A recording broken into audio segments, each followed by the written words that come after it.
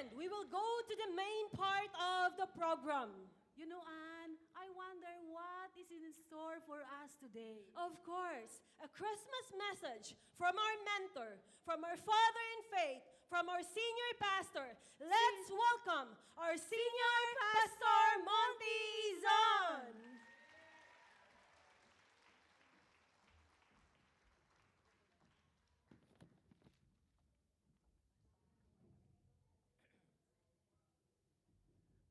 Magandang hapon sa inyong lahat.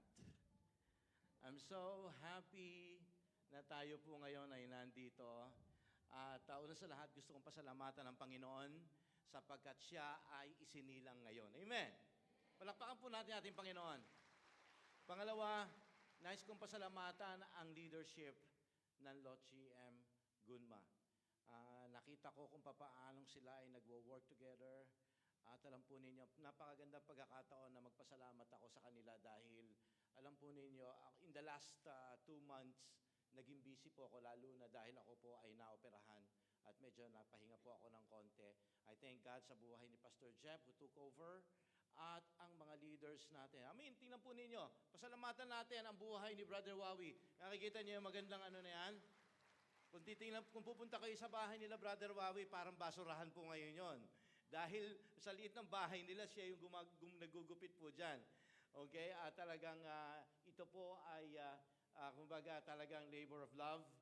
At ang ating mga ministries like the children ministry. Pasalamatan po natin ating mga teachers dyan. Sabi ko nga po, ako po ay bunga ng children's ministry. Okay, bunga po ako niyan. At nung simula, ako po ay dinala ng lola ko dyan. Nakilala ko po ang Panginoon sa murang edad, hindi na ako lumayo dyan.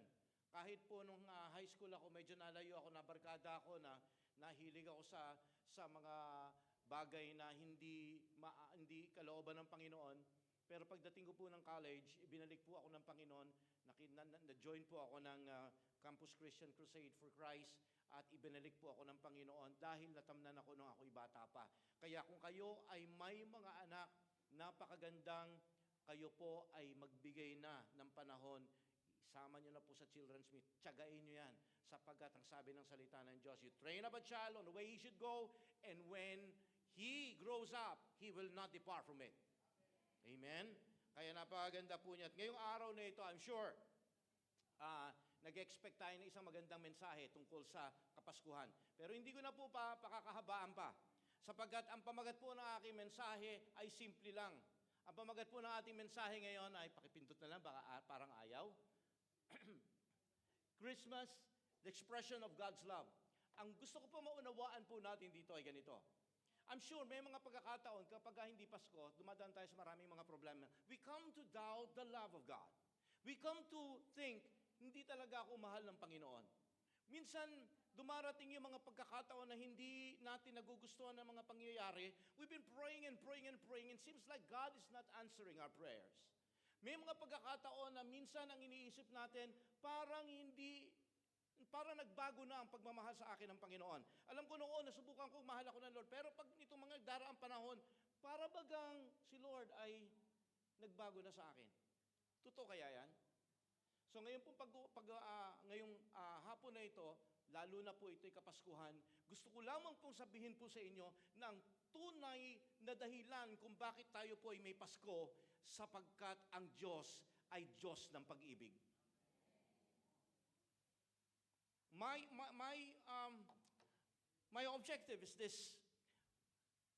Kung meron man po sa atin ngayon dumadaan na nagdadoubt tayo sa pag-ibig ng Panginoon, my objective is to eliminate the doubts ng Diyos ay hindi ka minamahal. Sapagkat nagawa na ng Panginoon ang pagmamahal. At ito po ay dahilan kung bakit mayroon tayong Kapaskuhan. Na bago ko po sabihin sa inyo ito, mga kapatid ko, ang tanong dito ay ganito. How come Christmas, sinasabi mo ngayon, Pastor, that Christmas is an expression of God's love? How come? Now, pag-uusapan po natin dito, mga kapatid ko, ay yung parang hindi umaabot dyan, ano? So, pakipindot na lang, kunyari, pinipindot ko. Pero pinipindot mo dyan, ha, Jenny, ha? Okay? So, tingnan po natin istorya bago magpasko. Because everything happens before Christmas. Ito po yung mga pangyayari na kung saan dapat nating maunawaan. Kasi minsan ang mga tao, pagdating ng Pasko, kagad pumapasok sa atin yung Silent Night, pumapasok sa atin yung Give Love on Christmas Day, pumapasok sa atin yung Joy to the World, Peace on Earth. Yan pumapasok sa atin. Pero hindi natin naintindihan bakit nabuo ang Pasko sapagkat may nangyari bago dito. At bago nito mga kapatid ko, ever since na ang tao ay napalayas mula doon sa paraiso, Garden of Eden. Noong napalayas po ang tao doon, gumawa na po ng paraan ng Diyos, a plan to rescue them back. And God has been, excuse me, nangangati ako nila muna. God has been thinking about this. So alam po ninyo ginawa ng Lord? Bibigyan ko muna kayo ng konting istorya para alam ninyo. Ang istorya ay itinayo ng Diyos ang Israel. At tapos po, ang nangyari, ang Israel para maging, dahil ito yung pinili ng Diyos, ito yung ginawa niyang, tawag nga, chosen people. Para ito ay manatiling maayos sa harapan ng Diyos at sila'y mapatawad. Dahil tandaan natin, ang tao ay makasalanan. Okay, thank you so much. Alam po ninyong ginawa ng Panginoon, binigyan sila ng pagkakataon para malinis at mapatawad ang kanilang mga kasalanan sa pamamagitan ng pag-aalay ng mga, what you call that? Animals. Mga hayop. Kung maliit ang iyong kasalanan, depende sa iyong kasalanan, depende sa laki ng iyong iaalay. Pagka maliit lang, mga kalapati. Pagka medyo malaki, okay, ay mga tupa. Pero pagka malaking-malaki ang kasalanan mula sa Diyos, bull. So, depende. Now, ang nangyayari po ganito. Iyon po ay paraan ng Diyos para maging matuwid at mapatawad niya ang mga Israelita. Pero nang dumating ang ating Panginoong Jesucristo, ang plano talaga ng Diyos, hindi lang Israelita ang kanyang patawarin at maging tapat sa kanya. Ang original na plano ng Diyos ay ibalik ang tao na kanyang nilalang, hindi lang mga Israelita, ang buong sanlibutan. Ito ang plano ng Diyos. Pero nung mga pagkakataon na ito, mga kapatid ko, lalong lumalala at lumalala ang problema ng tao. Lalo silang papalayo ng papalayo. At ang sabi po ng Romans chapter 5, from 6 to 9, ang sabi, ang tao became so disobedient, became sinners, became enemies of God, and disobedient towards God. 4 things ang problema ng tao. We became enemies of God. At gusto ko po maintindihan natin dito, sa mga nangyaring ganitong bagay, sa kabila nito, ang Diyos ay nagkatawang tao. Pero gusto ko maintindihan ninyo, dahil ang mission ng ating Panginoong Jesucristo ay hindi para sa isang lahi lang ng mga Hudyo. Ang mission niya ay para sa buong mundo. Okay? At kung ang mission ng pagpapatawad sa tao ay para sa buong mundo, kulang ang mga hayop sa mundo. Tama po ba? Siguro kahit na butiki, iaalay natin. Kulang pa rin lahat ng mga hayop. Patuloy pa tayo nagkakasala. Baka pati langgam, iaalay na natin. Kulang pa rin. So, anong ginawa ng Diyos? Okay? Sapagkat ito po bago ko talakayin yun, tingnan po ninyo ang sabi ng salita ng Diyos. Okay? Nag-deteriorate na ang man. Sabi po ng salita ng Diyos, isang pindot pa uli. Okay? Hebrews chapter 10, verse 4 to 7. For it is not possible for the blood of bulls and goats. Hindi na pwede daw. Okay? Yung alay ng mga hayop. To take away sin. Therefore, when He came into the world, He said, sino yung dumating dito? Ang ating Panginoon Jesucristo. Sacrifice and offering you did not desire, for a body you have prepared for me. Si Jesus Christ po nagsasalita dyan. In burnt offering and sacrifice for sin you had no pleasure. Then I said, behold, I have come. In the volume of the book it is written of me to do your will, O God. Anong will ng Diyos? Na ang tao ay kaniyang iligtas. Now, kapag ang tao ay inisip ng Diyos na kanyang iligtas, kinakailangan mayroong totoong nararamdaman ng Diyos sa atin. Sapagkat hindi mong gagawin, ibigay mo ang iyong buhay, sabihin na natin, sa anak mo, o sa asawa mo, o sa pinakamahal mo sa buhay. Ibibigay mo ang sarili mo dyan nang hindi mo talaga siya totoong mahal. Tama po ba? Kinakailangan totoo, talagang puro at totoong pagmamahal, sapagkat hindi mo gagawin yan sa isang taong hindi mo mahal. Na maintindihan po natin dito, mga kapatid ko, ang sabi ng salita ng Diyos, kung ang tao ay kinakailangang patawarin, hindi daw po sapat ang mga hayop sa mundong ito. So sino ang dapat mamatay? Yung mismong Diyos na gumawa sa tao. Now, merong mga pagkakataon na akala natin si Jesus Christ ay hindi sapat. Sapagkat may mga nadidinig tayong turo na si Jesus Christ daw po ay tao. Kung si Jesus Christ na ipinanganak 2,000 years ago, na pinagdiriwang nating Pasko ngayon, ay isang tao lamang, gusto ko maunawaan po ninyo, wala tayong dapat ikatuwa sa araw ng Pasko. Hindi tayo dapat mag-celebrate. You know why? Sapagkat wala siyang kakayanang patawarin ang ating mga kasalanan. Wala siyang kakayanang iligtas ang ating mga kaluluwa kung siya po ay hindi Diyos. Ngayon, masasabi niyo sa akin, siguro matanong niyo sa akin, Pastor, paano mo mapapatunayan na ang ipinanganak doon sa Bethlehem ay Diyos? Si Jesus Christ ay Diyos. Alam po ninyo, meron po ako isang dali lang isi-share sa inyo. Ito po ay verse na kauna-unahang verse sa kauna-unahang chapter ng Book of John. Gospel of John. Now, kung pagmamasdan po ninyo, meron po tayong 4 na gospel. The Book of Matthew, Mark, Luke, and John. Amen? May gising po ba ngayon ditong hapon na ito? Mukhang kasarapan ng tulog ngayon, alas 12. Okay? Now, meron po, pero kung mapapansin ninyo, yung Matthew, Mark, and Luke, yung tatlong gospel, dito nyo makikita yung istorya ng star, yung hari, yung baby Jesus, si Herodes, yung mga wise men. Tama? Pero kung pagmamasdan ninyo, kakaiba ang book of the Gospel of John. Kasi wala siyang binanggit na kahit na ano ron. Yung Matthew, Mark, and Luke, yung mga naunang mga chapter nito, ito yung istorya ng kapanganakan ng ating Panginoon Jesucristo. Samantalang yung Gospel of John, hindi siya nagkwento ng kapanganakan ni Jesus Christ.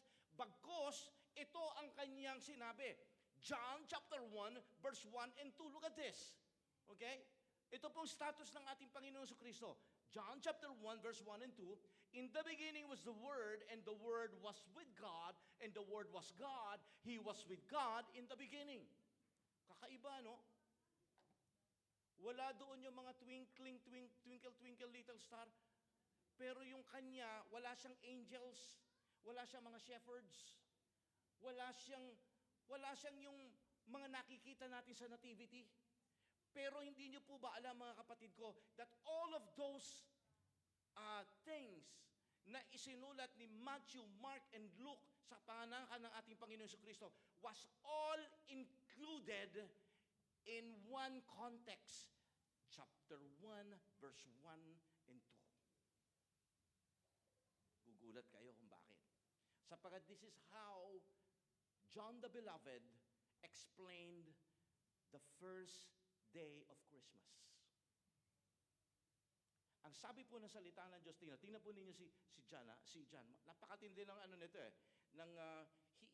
He put it in a very philosophical way.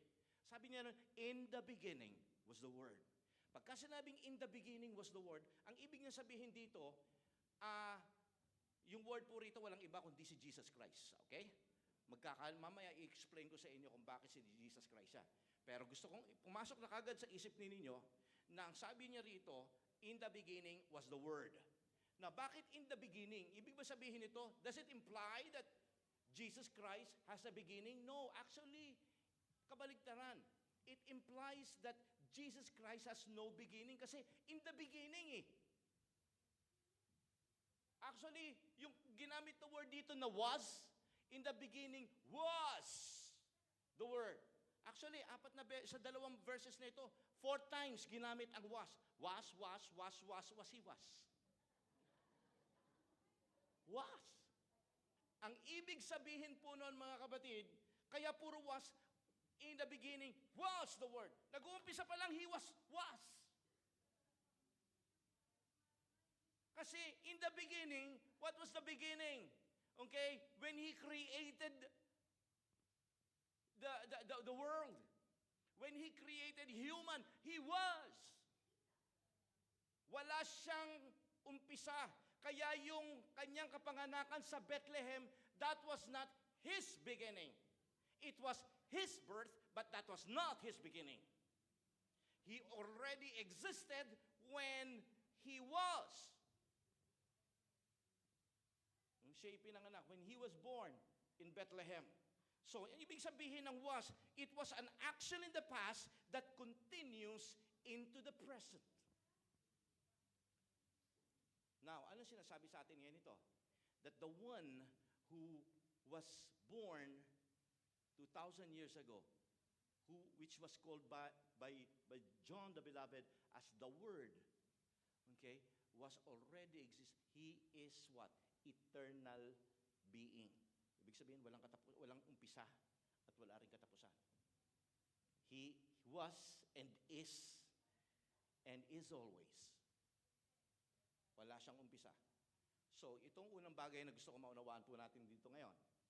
Kaya si Jesus Christ ay Diyos sapagkat siya po ay eternal. He has no beginning. Amen? Kasi baka magda-doubt kayo eh. Okay, he has no beginning. Okay, He was eternal. At gusto kong isa pang bagay na makita natin dito, yung word na, alam po ninyo, with God. The word with God. Now, alam po ninyo yung word na with? Ang original Greek word po nito ay pros. Ang pros po ang ibig sabihin nito sa wikang Ingles ay in front of or towards. Meaning to say, this word, itong si word na ito, which is Jesus Christ, He is face to face with God. Tingnan po ninyo, and the Word was with God. He was face to face with God. Meaning to say, the Word is equally God, with God the Father and God the Holy Spirit. So, dalawang bagay kagad ang pinatunayan sa atin dito ni John. Ang pinatunayan sa atin ni John, the one that was born in Bethlehem was not only eternal, but He is also equal with God. Now, balik tayo sa tanong. Totoo ba, Pastor, na itong si Word ay si Jesus? Patutunayan ko sa inyo ngayon. Okay? Ulitin ko. In the beginning was the Word, and the Word was with God, and the Word was God. Ito yung ipinanganak ngayon. Ito yung pinagdiriwang natin ngayon. Kaya sabi ko po sa inyo, ibang klase ang style ni John. Si John, inatake niya ang kapanganakan o yung kapaskuhan in a very philosophical way. Yung si Matthew, si Mark, at saka si Luke, ang kwento nila, yung kwento ng kapanganakan, but not the way John put it. Okay? Dahil gusto ko maunawaan natin dito, mga kapatid ko, the word, another word that is important here is the word word. I'm sorry? It's the word word. Hindi ko pa nabilugan yung word. Kasi ano yung ibig sabihin ng word? Okay, bago ko sabihin si Jesus Christ tong word na to. Ang word po, mga kapatid, kung bakit si Jesus Christ ay tinawag na berbo o ang salita sa Tagalog or sa Ingles, word. Ibig po sabihin nito, sa original Greek word nito ay logos. Ano ibig sabihin ng logos? It means speech, it means reasoning, it means explanation, or a word about something. Yan po ang ibig sabihin ng logos. Salita. Okay? Now, bakit ngayon tinawag si Jesus Christ na Word? Bago ko patunayan si Jesus Christ to, bakit si Jesus Christ tinawag na berbo o word? Hold this. Because Jesus Christ is the visible expression of an invisible God. Bakit po? Alam po ba ninyo, pagka sinabing word, it is an invisible expression of invisible thoughts. Ibig sabihin, hindi ninyo maiintindihan kung ano yung nasa isip ko o nasa puso ko hanggat hindi ko ito sasabihin. Tama? Paano mo malalaman na mahal ka, okay, ng iyong kaibigan, mahal ka pala niya? Kung ito ay hindi niya sasabihing, mahal kita. Tama? Paano mo malalaman ang kaniyang damdamin kung hindi niya ito sasabihin o ilalagay sa salita? The reason why Jesus Christ was called the Word, simply because God, in His desire to express His love towards us, He sent the best of heaven. By sending Jesus Christ sa ibabaw ng mundong ito, now, God has expressed how much He loved God. He loved the people. Kasi tingnan po ninyo mga kapatid ko, nung lumang tipan, sinong ginagamit ng Diyos para tayo po ay maramdaman ng tao na ang tao ay mahal ng Diyos. Gumamit siya ng propeta, gumamit siya ng mga hari, men of God, para sabihin ng Diyos ay nagmamahal sa kanila. Pero ano ang sabi ng salita ng Diyos? Kahit na yung mga Hudyo nagda-doubt sa pag-ibig ng Diyos. Kahit na yung mga Hudyo nagre-rebelde sa Diyos. Kahit na sa kabila ng mga bagay na ang Diyos ay naging tapat at pinagpapala sila, nagda-doubt sila. So ano nangyari? Ang ginawa ng Diyos, siya po ay nagkatawang tao para ipakita sa atin na tayo po ay totoong mahal niya. Because we can never understand God unless God becomes a man. We can never understand the Word of God unless a God will come here to speak in our words. Hindi natin maintindihan ang totoong plano ng Diyos ng kanyang pag-ibig kung siya po ay hindi magkakatawang tao. That's why Jesus Christ is the perfect expression of who God is. Kung gusto mong makilala ang Diyos, kinakailangan mo lang marinig at pakinggan kung ano ang mga bagay na sinasabi ng Panginoong Hesus dito sa Biblia. The only way you can understand God is through Jesus because He is the Word of God. Nakukuha po ninyo sinasabi ko ngayon? Okay? Sapagkat never, kahit na po ang mga Hudyo, for them, nung hindi pa dumarating si Jesus, for them, God is very obscured. Mysterious. Hindi nila masyadong naliliwanagan. Mga Hudyo na sila. Malabo pa rin ang pagkakakilala at pagkakaintindi nila sa Diyos. Ba't alam po ninyo, simula nang dumating ang ating Panginoong Jesucristo, kahit tayong mga hintil, naunawaan natin ngayon, yung John 3:16, for God so loved the world that He gave His only begotten Son. Without Jesus Christ incarnating and coming here sa ibabaw ng mundong ito, we can never ever know God's heart towards us. Kaya nga po ang Pasko, ang mensahe ng Pasko mga kapatid ko, ay ang pagpapadala ng Diyos ng damdamin niya sa atin. At gusto ko maintindihan natin dito, look at this, sabi ng salita ng Diyos dito, okay, para patunayan ko ngayon na si Jesus Christ yung berbo. Sabi po niya, John chapter 1 pa rin tayo. Let's jump to 14 hanggang 18. The Word became flesh and made His dwelling among us. Ayun na. Sino yung berbo na to? Sino yung salita na to? Sino yung word na to na nagkatawang tao? Jesus. Tingnan po ninyo. We have seen His glory and the glory of the one and only who come from the Father, full of grace and truth. John testifies concerning Him. He cries out saying, this was He whom I said, He who comes after me. Nakita po ninyo, mismong si John, pinatunayan niya, nakita ko ito ng aking mga mata. Nakita ko itong berbo na ito na totoong nagkatawang tao. Because at this point in time, the reason why he's writing this is because there are some Gnostics, people that are doubting that Jesus Christ is indeed nagkatawang tao.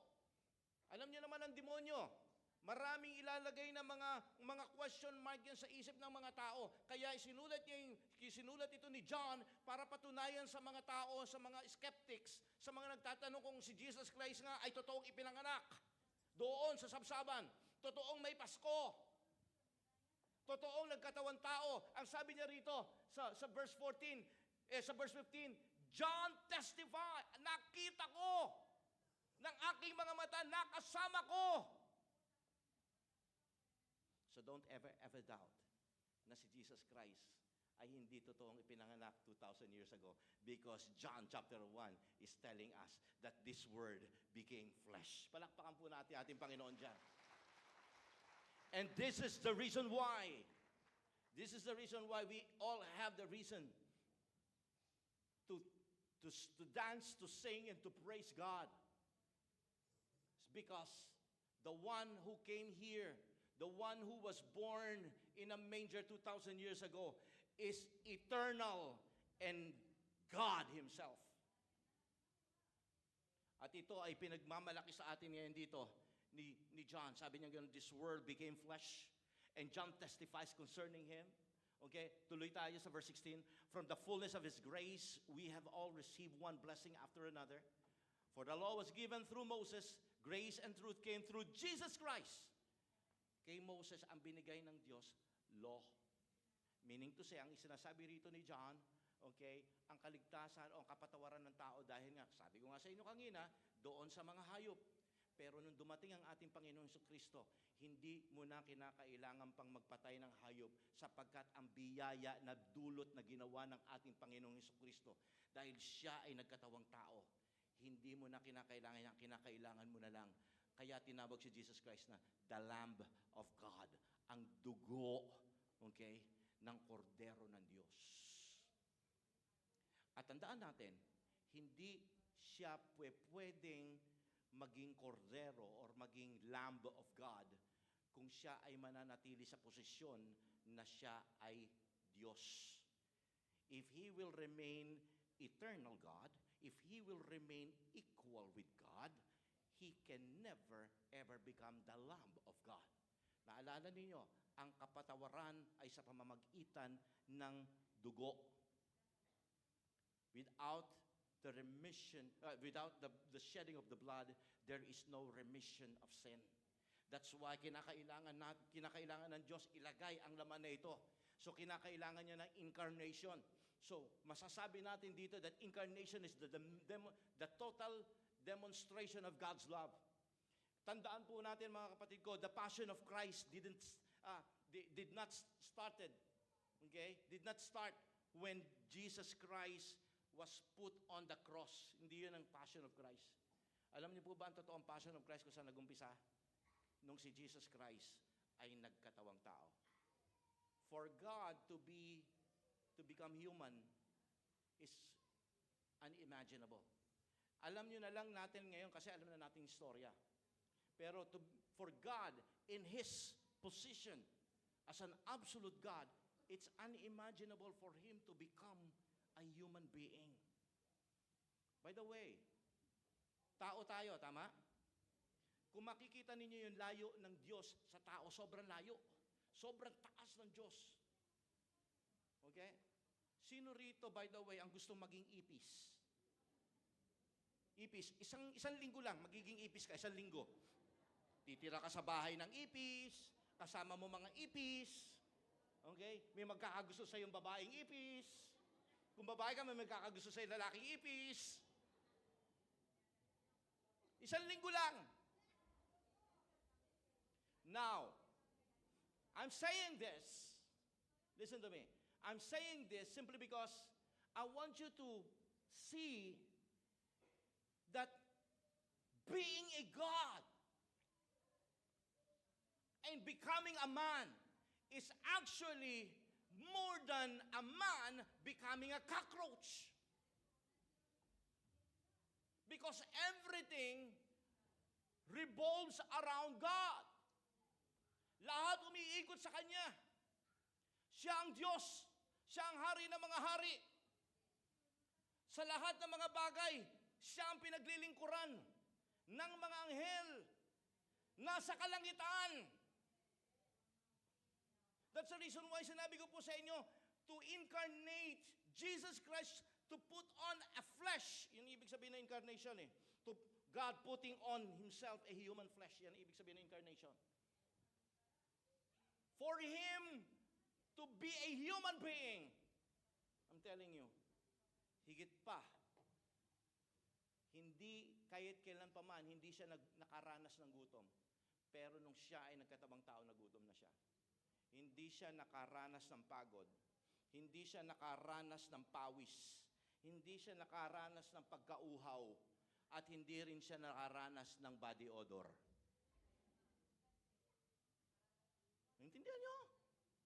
He never had such feeling, such experience. Mind you, siya po ay pinanganak 2,000 years ago. Walang air condition, walang kotse, walang technology. One of the hardest times in human history, Jesus Christ was born. He chose to do that. You know why? Because He loves you. He chose to become human because He loves you. Philippians chapter 2, sabi po rito, let this mind be in you which was also in Christ Jesus, who being in a form of God, did not consider it robbery to be equal with God. Remember, He was equal with God? Remember, in the beginning, He was the Word, meaning to say He is eternal. Ang sabi po ng salita ng Diyos dito, He made Himself of no reputation, taking the form of a bondservant and coming in the likeness of man, and being found in the appearance of man, He humbled Himself and became obedient to the point of death. You know why? Jesus Christ knew na kahit siya ay pumunta rito at magkatawang tao, maraming tao ang magre-reject sa Kanya. Maraming tao ang hindi siya yayakapin at tatanggapin. Alam niya yun. But He came anyway. You know why? Sapagkat para sa Kanya, kahit ilan lang ang yayakap sa Kanya, worth lang na mahalin sila ng Diyos. Can you believe that? Talking about demonstration and expression of love. I'm telling you. Alam ko, hindi ito yung gusto niyong marinig sa mensahe ng Pasko. Kasi parang, wow naman, binabagbag naman ni Pastor yung aking kapaskuhan.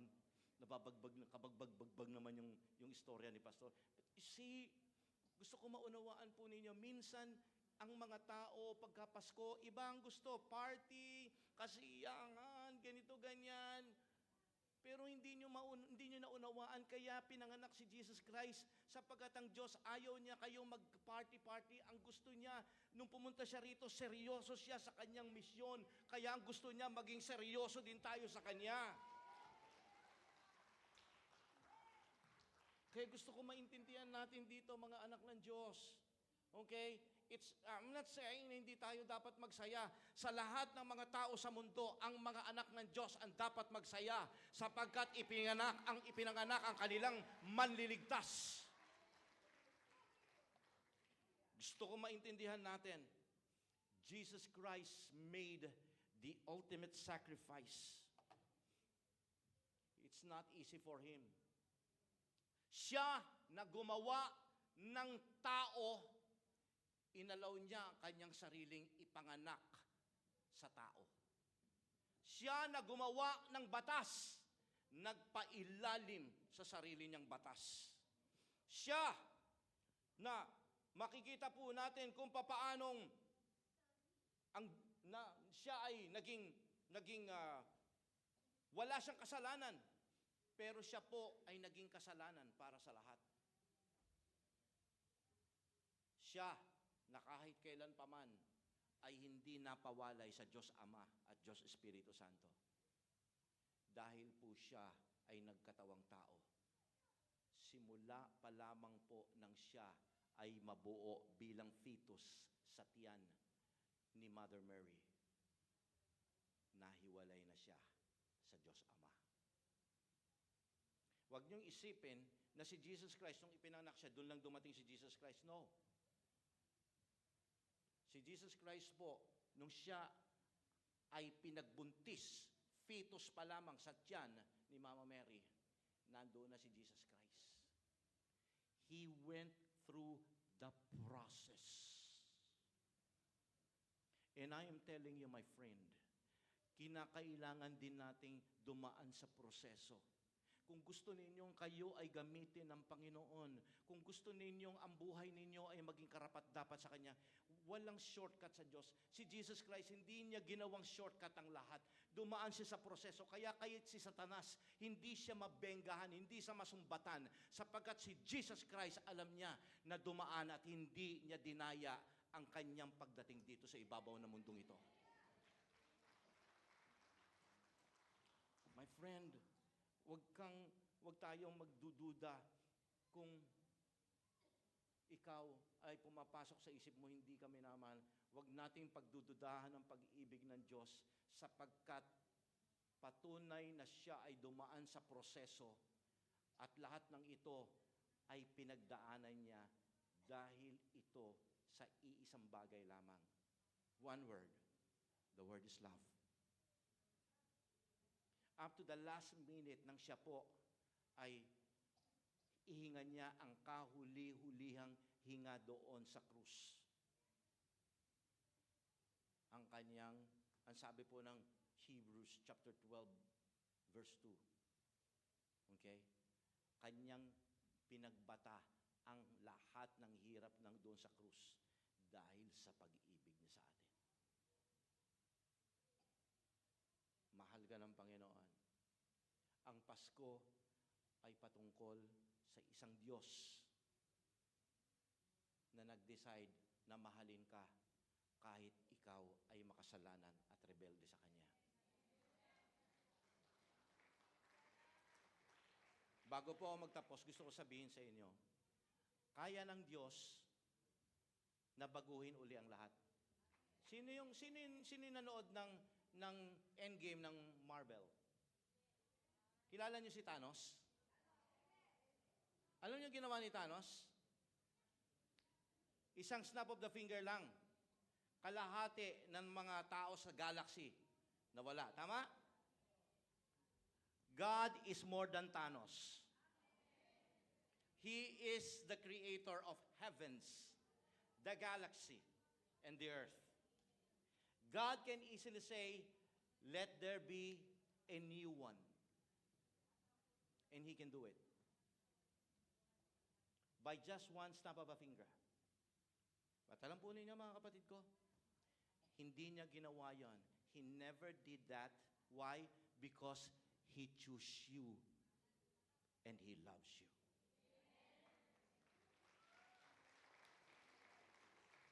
Pwede niyang ganun yon. Pero dahil sa pagmamahal niya, anong sabi niya? Hindi. Umaasa ako, mamahalin pa rin nila ako. Pero kinakailangan ako ay magsakripisyo. Ang ginawa niya, nagkatawang tao siya. Kaya kapag nakakita kayo ng baby doon sa isang manger, nakikita nyo, hindi po yan isang bata na walang malay. Yung baby na yan, okay, meron na kaagad mission yan. Ang mission niyan, sinasabi niya, kaya ako nandito ngayon kasi pinili kita. Kaya ako nandito ngayon kasi umaasa akong kaya kitang ibalik sa tahanan ng aking Ama. Kaya gusto kong maunawaan natin kung may mga bago man po dito, mga kapatid ko. I'm sure nasama kayo ng inyong mga kaibigan dahil meron tayong kaunting kasiyahan dito. Pero alam po ninyo, wala nang pinakamagandang regalo na matatanggap ang isang tao kung hindi ang tanggapin ang pinakamagandang regalo na ibinigay ng langit. Walang iba kung hindi ang ating Panginoong Jesucristo. Gusto ko maunawaan po natin ngayon, mga kapatid ko, na itong regalo na ito ay hindi mumurahin sapagkat ang regalong ito ay buhay ng Diyos. Pero meron akong mabuting balita sa inyo. Bagamat ito ay mamahalin at ito hindi mumurahin, ito po ay libre. libre niya itong ibibigay sa mga taong handang tumanggap sa Kanya. I want us all to stand up.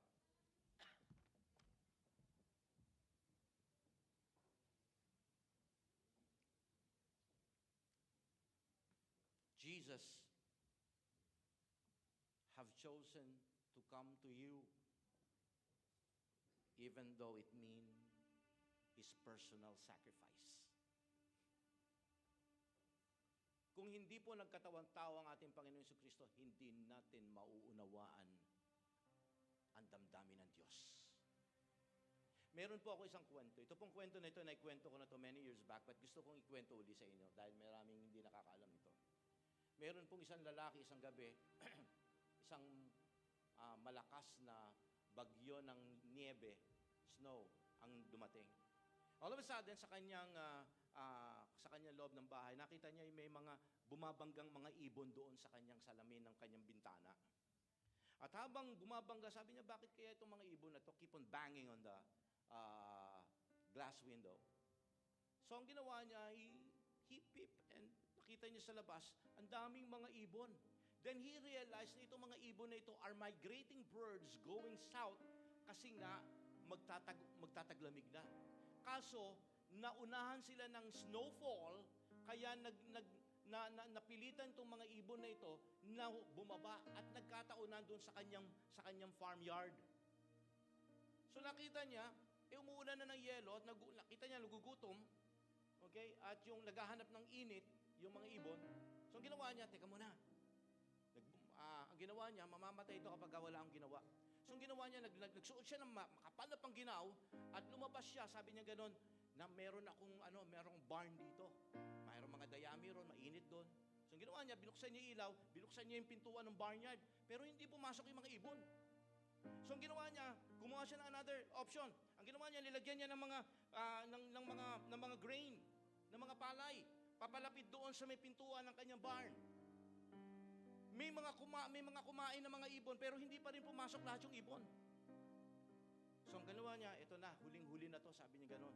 Wala na magagawa, kundi ang ginawa niya, tumakbo siya sa likod ng mga ibon, para binugaw niya papunta doon sa loob ng, papasok doon sa barnyard niya. Binugaw niya ng binugaw. Napagod siya ng napagod. Takbo rito, takbo ron. Bugaw dito, bugaw doon. Pero yung mga ibon, lalo lang nagbiparan, nagsilayo. Hanggang sinabi niya sa sobrang pagod niya, napaluhod na siya doon sa may inuhan. Sabi niya, kung pwede lang akong maging ibon para maintindihan nila kung ano ang gusto kong mangyari. Ang gusto kong mangyari sa kanila, mailigtas sila, mailagay sila sa isang mainit na lugar na kung saan mayroong pagkain sa loob.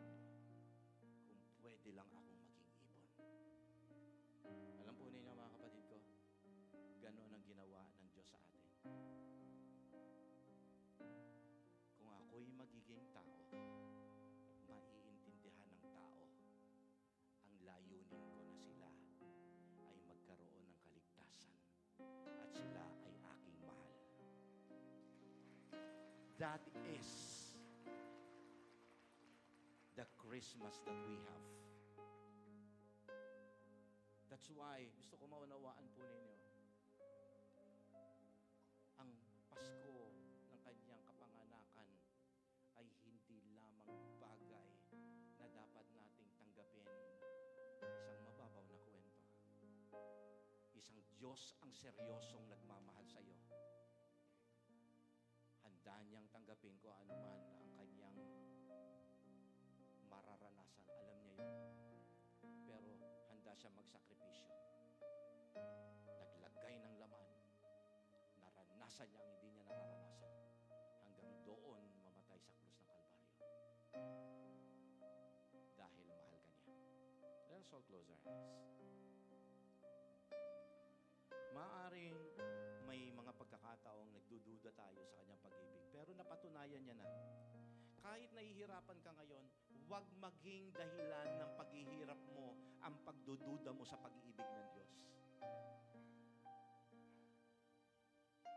Kahit kailan pa man, ang Pasko ang siyang malaking dahilan at magiging malaking testimonya ng Diyos na na hindi mo dapat siya pagdudahan sa pag-ibig, ginawa niya ang magkatawang tao at mamatay para sa atin.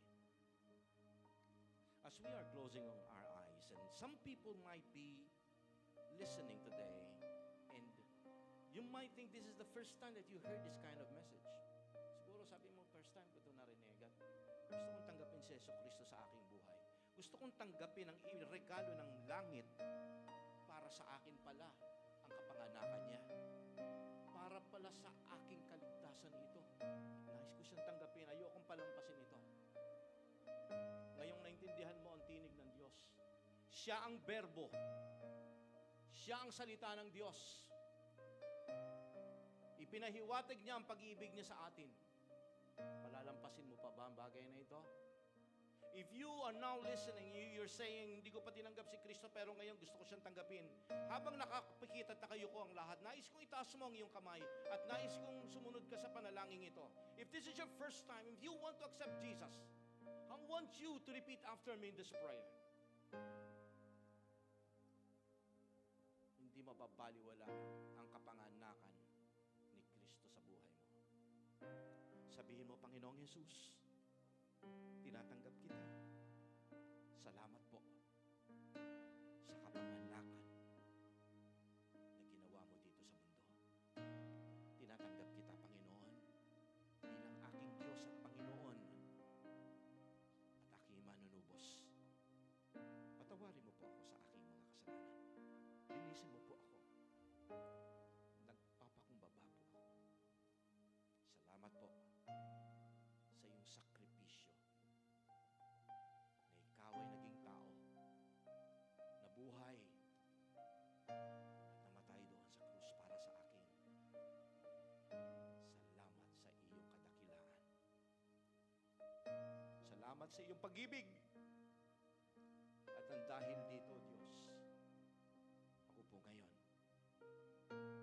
ay mayroon ng paraan na makabalik sa iyo at tawagin mo anak. At ang aking pangalan ay isinulat mo na po sa aklat ng buhay. Ikaw na po ang maging Diyos, ang Panginoon, tagapagligtas ng buhay ko ito. At ako po'y susunod simula ngayon at magpakailanpaman. Ito po ang aking panalangin sa pangalan ni Jesus. Amen. Kapatid, kung ito'y tinanggap mo at ito'y pinanalangin mo sa iyong sarili, I welcome you to the family of God. What you have been received is the greatest gift of all. The gift that only God can give. And that is eternal life through Jesus Christ. Sa oras pong ito ay pinupuri natin ang ating Panginoon sa Kapaskuhan ito.